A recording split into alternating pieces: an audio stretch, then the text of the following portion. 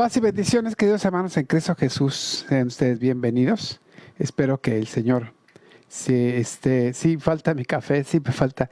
Es que ya me lo tomé hace rato porque estaba haciendo cosas y llegué de trabajar y tenía yo hambrita, entonces me hice mi tortuga, mi torta, y pues me tomé mi café. Y estaba aquí arreglando cosas y pues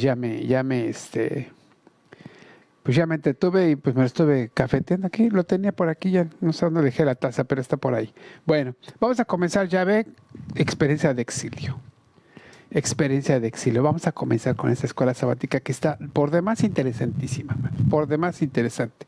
Y sobre todo eso, que vamos a ver la experiencia de la presencia sanadora del Señor. Hemos estado hablando de experiencia con Dios y dependiendo mucho de la experiencia que nosotros tenemos con Dios, le decimos le llamamos Él, que es una experiencia muy lejana a Dios y se acabó, pero cuando ya se torna un poco más cercana o empieza a involucrarse con nuestra vida, dependiendo de lo que nosotros tengamos, recuerden que empezamos a ponerle algunos nombres, el Rafa, el Jireh, o Jehová, Yahvé Jireh, Yahvé, Adonai, Hashem, le empezamos a poner el Elión, el Olam, etcétera, el Altísimo, el Eterno, el Sanador, el Todopoderoso, etcétera. Claudia, pasa, hermana. Dios le bendiga. Bien, hermanos, estamos aquí bien contentos con ustedes y habiendo acerca de la experiencia, ahora vamos a ver la experiencia de la presencia de Dios, pero cuando es sanadora. Él se vuelve sanadora. Es una presencia que va a traer bendición para su pueblo. Sobre todo ahorita vamos a hablar sobre lo que es su pueblo, ¿sí? Lo que es su pueblo y el asunto está en Babilonia. Ahí va a radicar todo el asunto, hermanos, ¿sí? Es que cómo llegaron, por qué llegaron y cómo están y cómo va a suceder todo. Entonces el texto dice, a Babilonia serán transportados y de allí estarán hasta el día en que yo los visite, dice Jehová, y después los traeré y los restauraré a este lugar. Jeremías 27:22. Fíjense cómo el Señor en este solo pasaje está dando todo el resumen de la escuela sabática, hermanos. Miren, les está diciendo, a Babilonia serán transportados.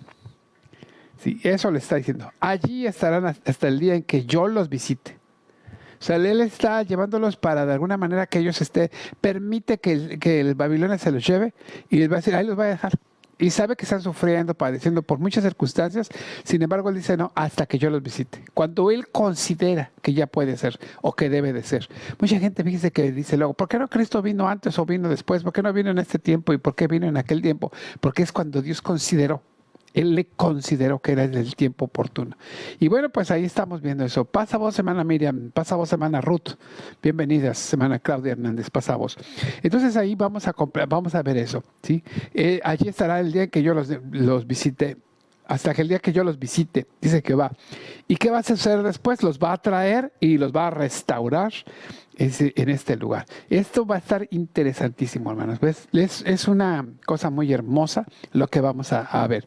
Así que miren, hermanos, el objetivo esta noche, bueno, en esta escuela sabática, va a ser el de comprender el exilio en Babilonia.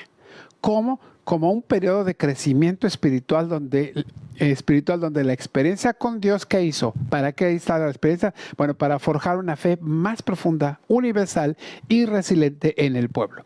Muy bien, hermanos. Entonces, vean este objetivo. Vamos a comprender este exilio en Babilonia. ¿Por qué se dio? ¿Cómo se dio? ¿Cuándo se dio? Etcétera. Como un periodo, ese periodo es un crecimiento espiritual. Sí, ahí se dio por la experiencia con Dios, que forjó una fe profunda, universal y resiliente en el pueblo. Todos sabemos lo que es resiliente. Resiliente es que se dobla, pero no se quiebra. Se doblan como las palmeras en el huracán, se doblan, pero se regresan a su lugar. De eso aprendemos de este tipo de árboles. Bien, hermanos, el exilio. Vamos a ver lo que es el exilio. El exilio es sufrido por los judíos y más o menos entre el año 597 y 538 antes de Cristo. Hay varias fechas y hay varios momentos. Uno de ellos es llevárselos por algunos Nabucodonosor y luego su nieto. Bueno, perdón, algunos personajes y luego Nabucodonosor. Y hay varias fechas, pero las definitivas están entre estos 2 años. Y ahí se los lleva, ya se llevan a todos los judíos. Recuerden que el pueblo de Israel está dividido en el norte y en el sur. Las tribus del norte son 10 tribus. 10 tribus que unos 150 años, 100 o 150 años antes, llegó a Siria y arrasó con todos ellos y los dispersó y los deshizo y prácticamente los quitó. El pueblo asirio lo que hizo fue dejar a algunos judíos ahí, algunos sacerdotes y metió mucha mezcla de personas que se mezclaron con los judíos y se hizo una mezcolanza ahí. De ahí salieron los samaritanos, etcétera, que medio creían en esto, pero no creían bien. Ahí tienen el asunto de Jesús con la samaritana. Ustedes dicen que en este monte, nosotros decimos que en este. Estaba entre el pleito entre el monte allá en Monte Moria, allá en Jerusalén, o estaba también el monte de Gerizim, que estaba ahí en Samaria. Entonces ahí estaba el asunto, entre un monte y otro, ¿qué vamos a hacer? Y bueno, Jesús le dice, le enseña lo que va a suceder, pero ese es el asunto ahí. Samaria se separa. Después de eso, de Samaria se separa, la tribu del sur, que es Judá y Benjamín es absorbida por Judá. Estas tribus están ahí, o duran ahí otros más, 100 o 150 años más, y entonces viene Babilonia, bueno, los babilonios, comandados por Nabucodonosor, y entonces se llevan cautivos a los judíos. ¿Sí? Se llevan cautivos. Y entonces ellos al irse cautivos, allí están, y ahí en esa tierra van a estar ahí durante 70 años. Jeremías 25, ¿sí? Habla acerca de la ira de Dios sobre Babilonia, que va a estar ahí. Perdón, hermanos, están llamando y no puedo contestar. Si seguimos aquí nosotros. Ay. Entonces, nosotros tenemos aquí el asunto de este exilio que se da, y durante 70 años se llevan al pueblo de Israel, y ahí están. Ellos sufren en ese lugar, sufren lo que va a ser la devastación en su tierra y todo, porque devastan el templo, el templo de Salomón, que era un templo hermosísimo, lo deshicieron, se acabaron con él. Narra la escritura que cuando regresan algunos ancianos que llegaron a ver cuando eran pequeños en la gloria del templo de Salomón, y luego después se fueron a Babilonia y regresaron a su tierra, cuando vieron que empezaron a poner las primeras piedras del nuevo templo que estaba haciendo Zorobabel, Nehemías, etcétera, ellos dijeron que lloraban porque recordaban la gloria de aquel templo. Todo eso quedó devastado, todo eso quedó mal. Se los llevan y allí ellos son asolados, son abandonados. Esa nación sufre una experiencia de desolación, de abandono, de dolor, ¿sí? Y ahí está. Esa experiencia, hermanos, se convierte, pero esa experiencia de dolor, de sufrimiento que están ahí teniendo, viene a ser como una experiencia de sanidad. ¿Por qué? Porque al estar sufriendo es como si los pasan al fuego y empiezan a limpiarlos. Hermanos, yo me quedo sorprendido, y lo he platicado aquí varias veces acerca de cuando hacen la lámpara, el candelero, lo que le llaman la menorá, el candelero con los 7 brazos para alumbrar. Ese candelero de 7 brazos es forjado con una sola lámina de oro. Y en aquel tiempo, bueno, se tenía que hacer a golpe de martillo. La persona que lo hacía, el orfebre, no sé cómo se llama, orfebre, o la persona que lo hacía, estaba golpee la placa de metal hasta que le daba forma y salía ese preciosísimo candelero. Bueno, ese candelero, ¿sí?, daba luz en el lugar santo y en el lugar santísimo, en el lugar santo. ¿Sí? Porque en el lugar santísimo estaba oscuro, el lugar santo. Allí, hermanos, ese servía. Después de tanto golpe, ¿sirvió para qué? Para dar luz. Así pasó el pueblo de Israel. Tuvo que pasar por un momento de abandono, de desolación, de tristeza, de opresión, para que entonces ese pueblo entendiera lo que tenía que hacer, cuál era su papel, y saliera como esa lámpara a dar luz. Ese era el asunto, ¿sí? Ahí los israelitas se maduraron, ahí ellos pudieron crecer en esas experiencias de estar ahí. Y entonces ellos tratan de hacer una relación renovada con Dios, tratan de tener una nueva. Entonces ellos empiezan a buscar al Señor, y miren, Dios, lejos de haberlos abandonado y se fueron ya y se quedaron ya a Dios, no, lo que hace Dios es ir con ellos al exilio. ir con ellos, se autoexilia. Al igual que lo platicamos con Adán y Eva, ¿se recuerdan ustedes que al sacarlos de Adán y Eva, sacarlos del huerto del Edén, se va él con ellos, los acompaña, les da ropa, los acompaña, los cuida, los protege, sigue con ellos, sigue proveyendo y con él y con toda su descendencia. Ahí está, el pueblo de Israel está siendo acompañado como un rebaño que está padeciendo, padece ese sufrimiento, pero ahí está Dios con ellos. Él se exilió junto con ellos para caminar ese trance, esa difícil circunstancia. Lo vimos en escuelas sabáticas pasadas donde Israel acompañó al pueblo de Israel y proveyó. Cuando vimos a Jehová Jireh o Yahvé Jireh, cuando vimos al que les suple, el que está con ellos, el que provee. Bueno, pues aquí está Dios acompañándolos en el exilio. Y en ese permitir de Dios que pase lo que está sucediendo ahí, en ese momento ellos están creciendo. Ellos están forjando su carácter, están siendo cada día mejores, se están restaurando gracias a eso. Entonces ahí van a tener un encuentro con Dios, ¿sí? Miren, la experiencia del exilio no fue un castigo entonces, hermanos, sino más bien es lo que está haciendo el Señor, es permitir una disciplina amorosa, ¿sí? Y yo creo que a veces el Señor trabaja así con nosotros, ¿verdad? No es que el Señor no nos va a castigar, pero el que nosotros nos alejemos de Dios, el que nosotros nos vayamos lejos, o sea, abandonemos al Señor, trae para nosotros dolor y sufrimiento, y por lo tanto, el castigo que sufrimos no es que Dios nos castigue, sino nosotros estamos sufriendo eso, nosotros los acarreamos. El pueblo de Israel está sufriendo así también. Esta es una disciplina amorosa. Y en ese momento el pueblo de Israel está entonces siendo llamado a un cambio, está llamado a reflexionar, a pensar qué es lo que tenía, lo que hacía y qué es lo que debe hacer, a que empiece a dar fruto del celo de Jehová que hablamos la semana pasada. Entonces ellos se van a dar cuenta de que Dios realmente sí los cuidaba, sí los preveía, sí los sustentaba, sí estaba con ellos. Y entonces ellos dicen, nosotros somos los que abandonamos a Dios, nosotros estamos siendo castigados por nuestros pecados. En este caso no Dios, sino nuestros pecados mismos nos están haciendo ver que estamos siendo castigados. Por lo tanto, lo que tenemos que hacer, ¿qué es? Vamos a regresar.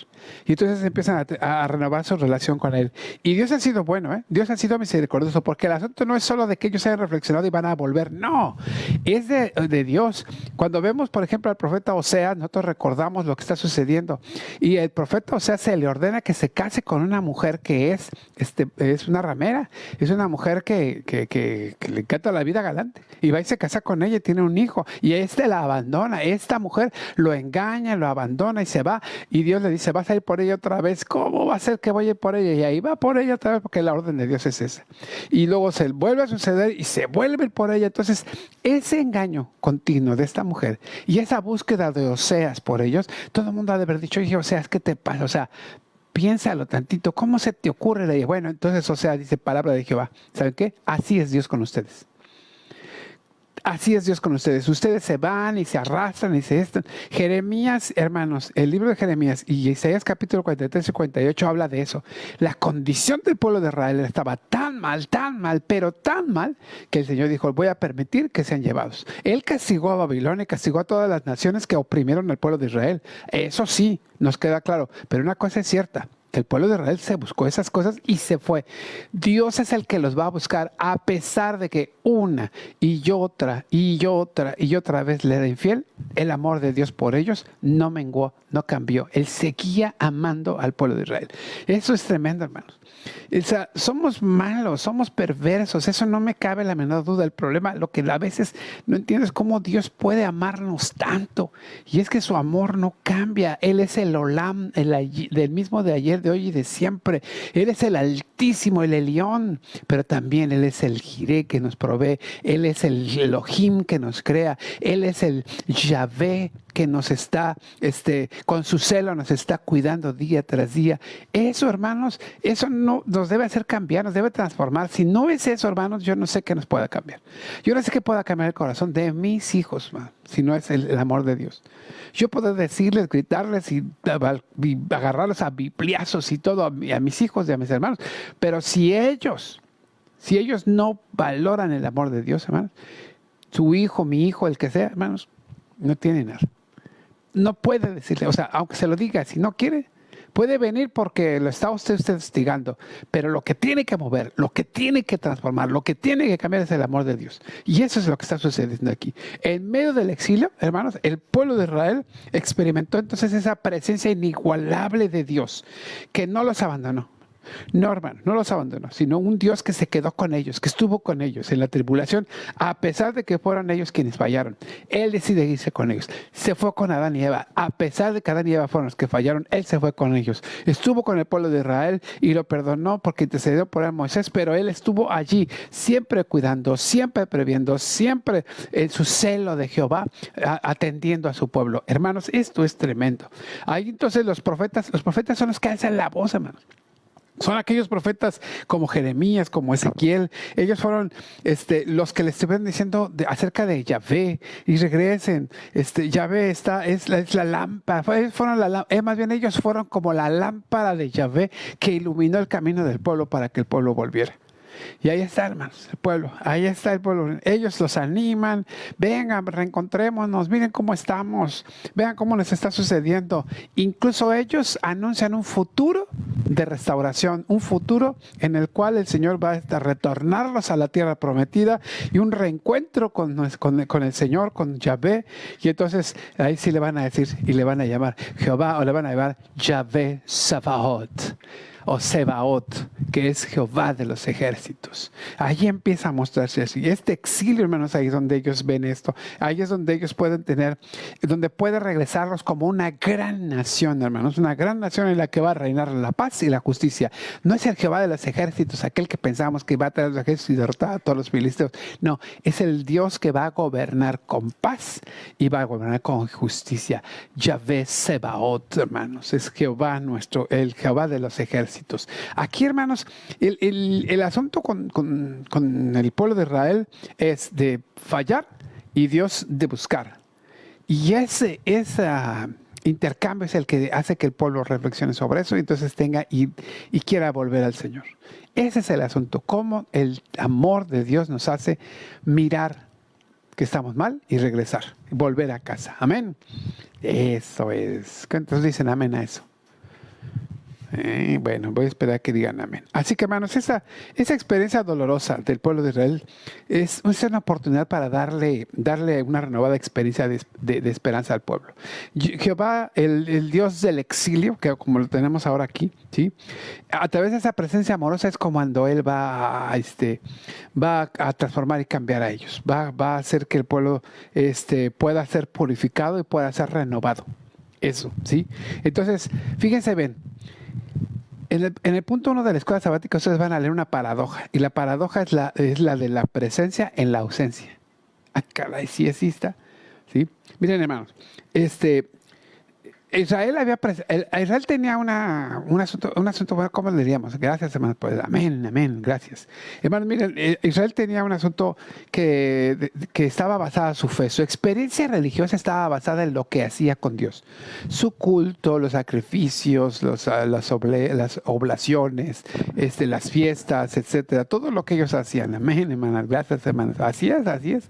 Ahora, hermanos, todo lo que hacían ahí, todo lo que hacían estaba en torno al culto, ¿sí? Y a los rituales en el templo. Esa era su experiencia con Dios, ¿sí? Entonces, cuando ellos sufren la pérdida del templo, cuando ya no está el templo, cuando se los quita cuando los reduyen los babilonios, entonces dicen, ¿y ahora qué hacemos? Entonces se van al exilio y en esa soledad, ¿sí? Dios los invita, los lleva, los conduce, los empuja a tener una relación con Dios mucho más allá del templo. Entonces tienen una relación más íntima con Dios. Ya no tienen templo, lo único que tienen es la Torah, la palabra. Y a través de la palabra de Dios, ellos entonces tienen una relación más íntima con Él. Dios se revela a través de la Torah, a través de la palabra, se revela como un Dios consolador. Se revela como ese Dios que anima, ese Dios que en la experiencia del desarraigo está con ellos. Entonces el exilio, hermanos, este exilio físico se convirtió hacia un encuentro más auténtico y profundo con Yahvé. Y hermanos, piénselo bien. Porque mire, ¿sí? Las experiencias de fe pasaron del ritual del externo a la interiorización en la fe, Y muchos de nosotros, hermanos, a veces pareciera ser que necesitamos pasar circunstancias difíciles para poder pensar de Dios y poder renovar nuestra fe en Él. A veces sucede así. Tal vez si no tuviéramos una situación así, no nos estaríamos preocupando por la oración o por algunas otras cosas. Hermanos, aquí es donde nosotros tenemos que valorar que en la presencia, en su presencia, aún en la ausencia, es necesaria, está dándose. Ahí está su presencia en la ausencia.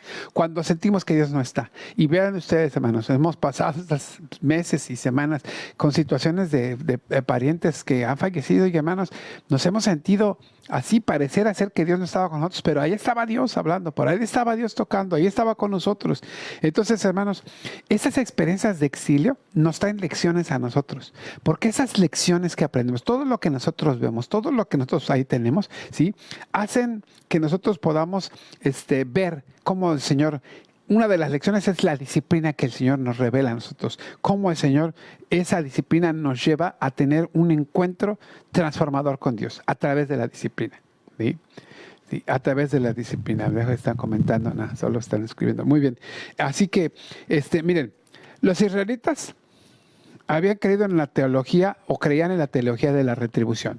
Si te va bien es porque estás bien. Si te va mal es porque estás mal.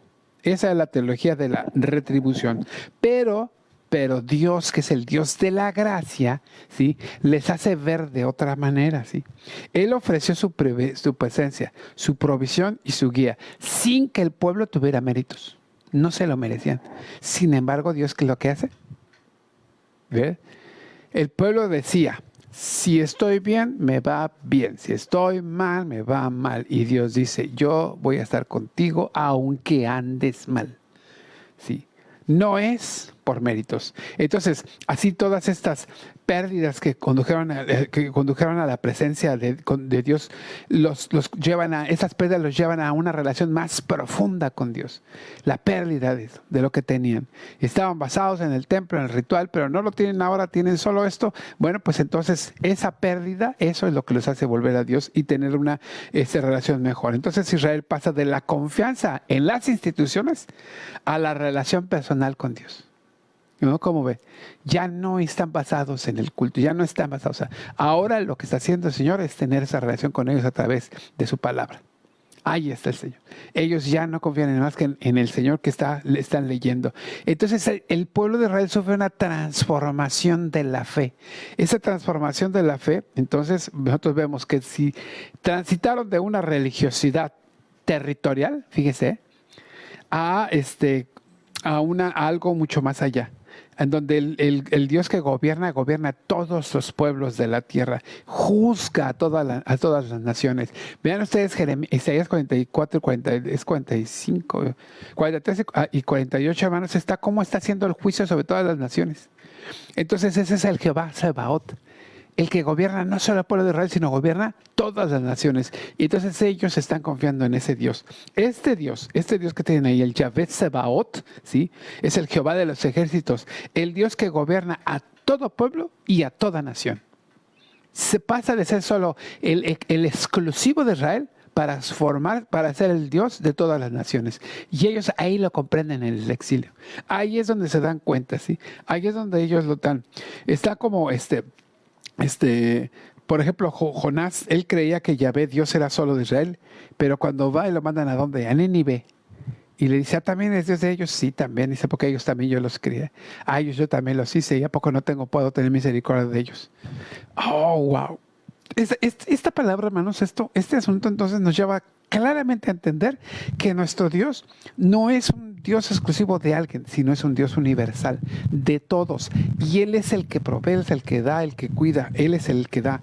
Entonces Él nos lleva esto a entender que Él, además de ser el único Dios de todas las naciones, hermanos, porque crean, hermanos, o no, nadie nos pudo haber amado como Dios. Ahora, una cosa, solo Dios salva. No hay otro que pueda salvar, lo dice la Biblia. La Biblia lo dice, hermanos. Nadie proclama la salvación como la proclama nuestro Dios. Yo los puedo salvar, yo los puedo restaurar, yo los puedo llevar. El Señor nos ha prometido, por ejemplo, cielos nuevos y tierra nueva. Nadie, ningún profeta, ni Alá, ni Buda, ni nadie nos promete nada. Sí, nadie. Solo Dios es el que lo promete. Nadie se ha autoproclamado como el Salvador que va a cambiar las cosas y que va a cambiar el mundo. Dios lo ha hecho, hermanos. ¿Cómo se atreve Dios a hacer eso? Bueno, pues porque Él tiene para hacerlo y no los demás. Entonces, vean, por eso Él, cuando leemos Apocalipsis, por ejemplo, vemos que todo tribu, pueblo, lengua y nación. Hermanos, entonces estamos hablando de algo universal. Jesús está parado en medio de las 7 iglesias. Y eso es la iglesia universal, la iglesia que está en todas partes. Y hoy vemos cómo el evangelio se ha dado por todas las naciones. Y en aquel día, dice, todo lengua, tribu, pueblo, nación van a estar delante del Señor y todos van a cantar el cántico del Moisés y el cántico del Cordero. Y todos van a tributarle la gloria y la honra a Dios, porque no va a haber nadie que no doble su rodilla delante de Dios, hermanos. Y esto está ahí. Entonces nuestra fe, sí, se ve acompañada de esta palabra y pues no sé que nuestra relación con Dios se tenga que cambiar, se tenga que mejorar, se tenga que hacer. Bueno, de otra manera, ¿cómo? Tenemos un Dios que nos cuida. Y esta transformación de la fe nos lleva a entender que de los problemas y las situaciones que está viviendo el pueblo de Israel lo lleva a una transformación de fe en la cual su fe ahora está basada en un Dios que cree que es real y que lo está con Él en una relación íntima con Él. Ya no necesita el templo, ya no necesita los sacrificios. Bueno, sí los necesitan porque todavía son así. Pero en ese momento, en esa circunstancia, Dios le es suficiente. Dios es suficiente. Y entonces Él tiene un acompañamiento. En esta época donde el exilio se da, ¿sí? Yahvé entonces es experimentado por el pueblo de Israel como un Dios sanador, como un Dios que restaura. Su presencia constante en medio del sufrimiento sostiene a los israelitas y dice, vamos a salir adelante, vamos a esperar el tiempo y nos vamos a ir de aquí. Ellos tienen su fe puesta ahí. En todo esto lo vamos a ver ahí. Los israelitas entonces experimentan, hermanos, el consuelo y con ello se descubren ante ellos como nuevas dimensiones, descubren como ya se ven nuevas dimensiones de la misericordia de Dios. Ya Dios entonces se muestra y se revela de otra manera que ellos pueden entender, comprender. Ellos estaban supeditados el Yom Kippur, el día del perdón, y que entra el sumo sacerdote hasta el lugar santísimo una vez al año, y todos están esperanzados a que el sacerdote salga del templo, lleve la sangre y diga, señores, tenemos un año más de perdón. Hoy ya no, ellos tienen una relación con el Señor y ellos ya están superando todas esas cosas, que las anhelan, que las quieren y que las van a volver a tener, eso sí, no sé, yo creo que sí, incluso hoy las hacen, pero hermanos, una cosa es cierta, su relación ha cambiado, es transformada su fe, y ahora ellos están experimentando a ese Dios sanador, ese Dios que les acompaña. Allí, hermanos, entonces nosotros podemos ver que viene entonces una renovación de la esperanza. ¿Sí?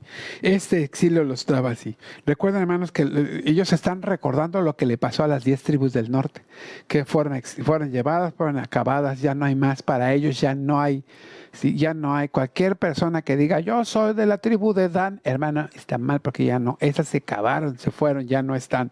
Entonces, ahí ellos se enfrentan, ellos están viendo que ante la desesperanza y la frustración y la desesperación de sus pueblos, ellos, bueno, hay fruto de derrota, está mal, pero ellos, hermanos, están viendo que el panorama, sí, aunque es desolador, escuchan y ven algunos anuncios de salvación. Y esos anuncios de salvación, de liberación y de restauración están en boca de los profetas.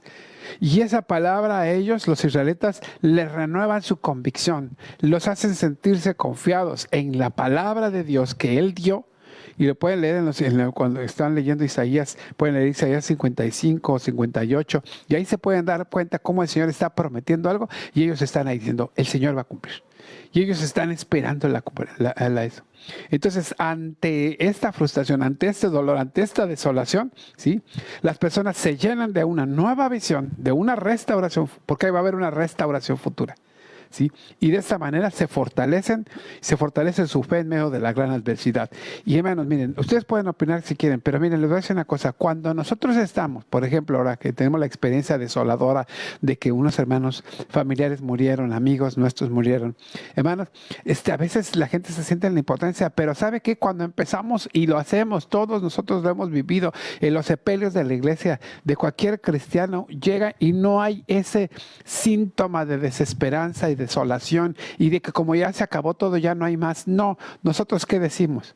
Y el Señor lo levantará y el Señor lo restaurará en el día postrero. Y entonces empezamos a dar textos que nos llenan de aliento. Porque dice el mismo Señor con voz de arcángel, con aclamación, con voz de arcángel, con trompeta de Dios descenderá del cielo y los muertos en Cristo resucitarán primero. Y esa palabra, ¿cómo nos pone? Nos llena, esa palabra nos levanta y dice, sí es cierto, el Señor tiene el control.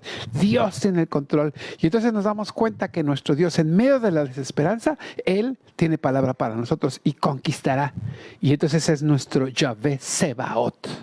Es el Dios que nos va a consolar, es el Dios que nos va a levantar. Esa es. Y entonces se transforma nuestra fe de ser individual a una fe que compartimos con todos y se vuelve comunitaria. Porque todo el pueblo de Israel, hermanos, adquirieron esa nueva identidad. El pueblo de Israel antes no eran judíos, eran pueblo de Israel. Cuando están en Babilonia, entonces ahí se les empieza a llamar judíos, se empiezan a llamar judíos.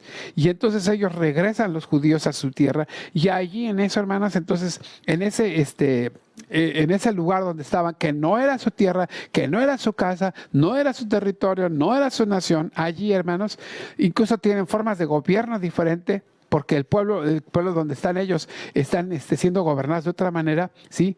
Y entonces ellos empiezan a compartir experiencias provistas por la palabra de Dios. Y eso se van y se sienten acompañados en el exilio. Y allí es donde ellos comparten todo eso entre ellos, como lo hacemos nosotros cuando alguien muere o cuando alguien está enfermo y nos compartimos palabra. Se vuelve una fe comunitaria, se vuelve de todos. Es de todos esta fe, es de todos esta esperanza, es de todos esto que estamos predicando. Este es el Dios del exilio, hermano. Este es el Dios que nosotros amamos. Entonces, hermano, nosotros tenemos que reflexionar, tenemos que pensar.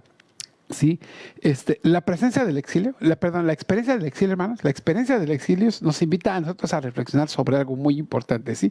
Sobre la presencia de Dios en nuestros propios momentos de dificultad, como ya lo hemos mencionado anteriormente. Ahí es donde nosotros tenemos que pensar si en la ausencia hay presencia. Y claro que la hay, hermanos. Claro que la hay. Cierto que nos sentimos difíciles las circunstancias y sentimos difícil el momento. Decimos, Señor, ¿dónde estás? Todo el mundo, el mismo Jesús, Señor mío, ¿por qué me has desamparado? En momentos tremendos. Entonces imagínense nosotros. Pero sí quiero que sepa una cosa.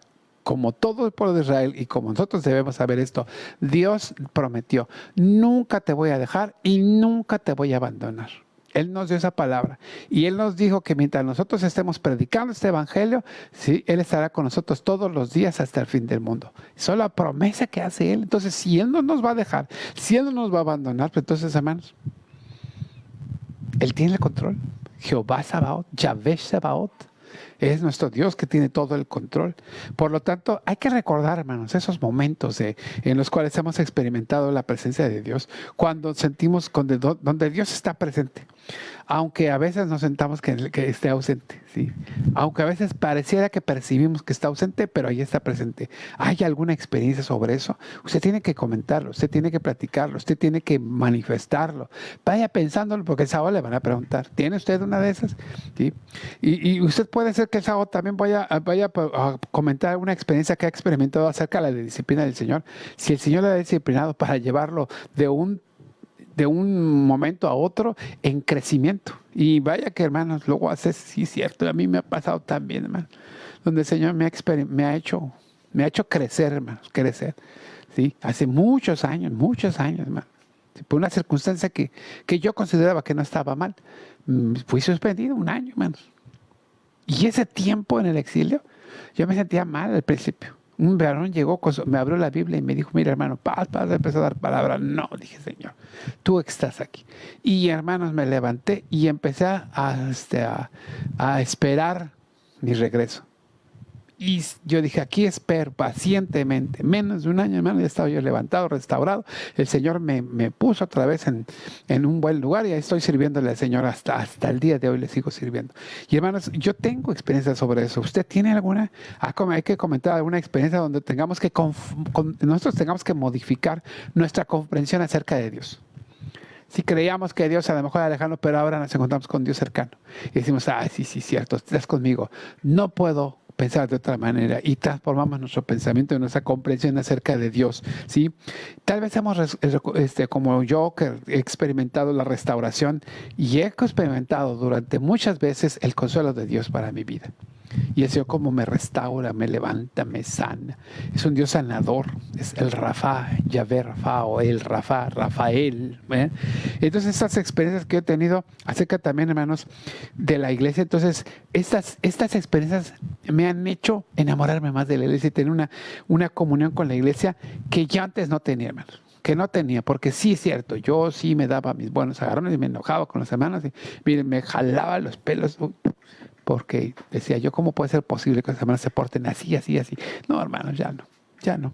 No. Ahora nosotros tenemos que pensar que la comunión con la iglesia debe ser la mejor posible, hermanos. Todos son criaturas del Señor, todos son creados por Dios, todos son hijos de Dios porque han aceptado a Jesús. ¿Tiene sus formas? Sí. Entonces, ¿qué podemos hacer? Sí, Dios los recibe, Dios los levanta, Dios los instaura. Pues, ¿qué podemos hacer?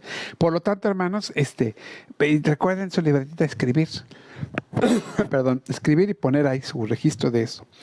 Y hermanos, solo me queda decirles una cosa. Miren, el exilio babilónico, aunque doloroso, resultó ser el crisol que purificó la fe de Israel. La presencia de Dios en la ausencia, la disciplina amorosa y la experiencia de restauración moldearon una fe más madura, centrada en una relación personal con Yahvé independiente de lo terrenal. Las lecciones de exilio nos invitan a reconocer la presencia consoladora de Dios en nuestras propias experiencias de exilio, para transformar el sufrimiento en un camino hacia una fe más profunda y una esperanza renovada. El exilio enseña la universalidad del gobierno y amor de Dios y la fuerza inquebrantable de sus promesas. La comunidad transformada, y fortalecida en el exilio, nos recuerda la importancia de construir una comunidad en la que toda persona que se sienta exiliada encuentre pertenencia y apoyo. He visto sus caminos, pero le sanaré y le pastorearé y le daré consuelo a él y a sus enlutados. Produciré fruto de labios. Paz al que está lejos y al cercano, dijo Jehová, y los sanaré. Isaías 57, 18 y 19. Hermanos, qué precioso cómo el Señor nos acompaña, cómo está con nosotros. No nos deja, no nos abandona. Podemos confiar en este Dios que pasa de ser un Dios territorial, pasa a ser, que nunca lo fue, nunca fue un Dios territorial, pero así lo concebía Israel. Pasa a ser ahora el Jehová Sabaoth, el Dios de los ejércitos, el que tiene el control completo del mundo. Ese es nuestro Dios. Así que, hermanos, Dios les bendiga. Paz a ustedes.